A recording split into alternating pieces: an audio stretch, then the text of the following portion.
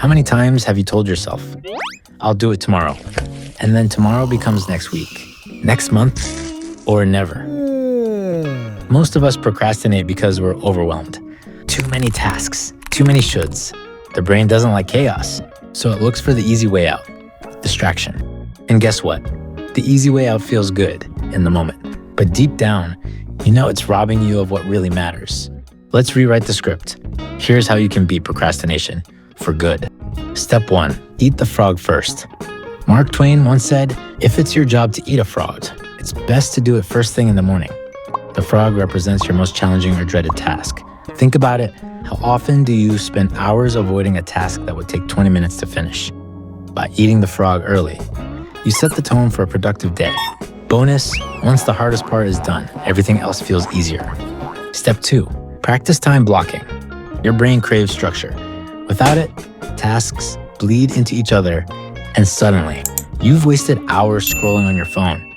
Enter time blocking. Divide your day into dedicated chunks of time for specific tasks. For example, block 9 to 10 a.m. for answering emails, 10 to 12 for deep work, and so on. The key is to treat these blocks like non-negotiable appointments.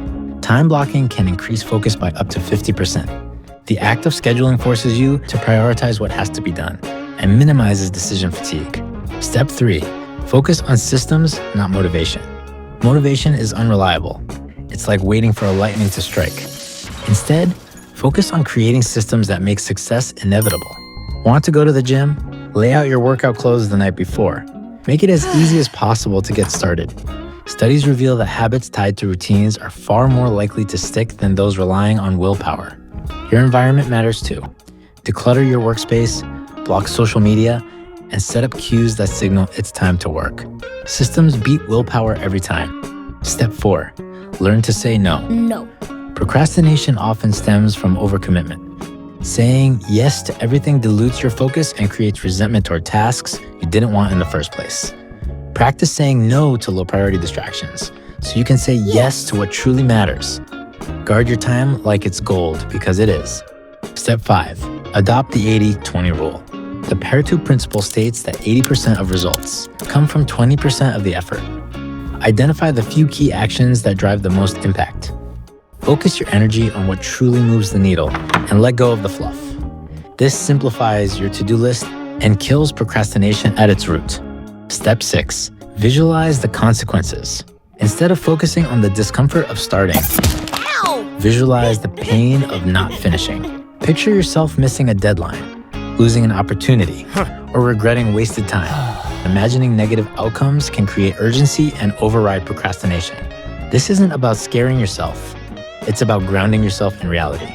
Step 7, break the task into micro steps. Ever stared at a massive project and thought, where do I even begin? That's the overwhelm talking. The solution? Slice the task into bite-sized chunks. Checking off even small tasks creates momentum.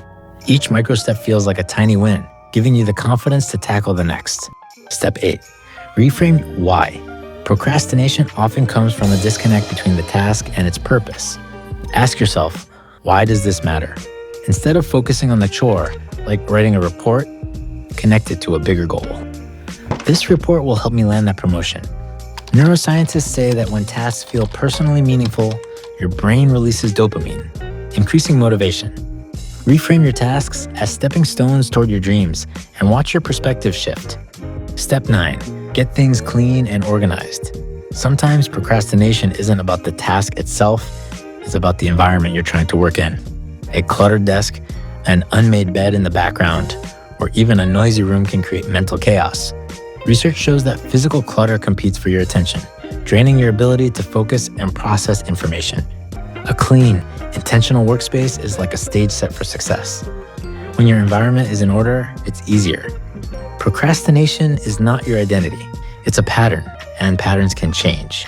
Start small, stay consistent, and remember, every step forward, no matter how small, is a step toward the life you want.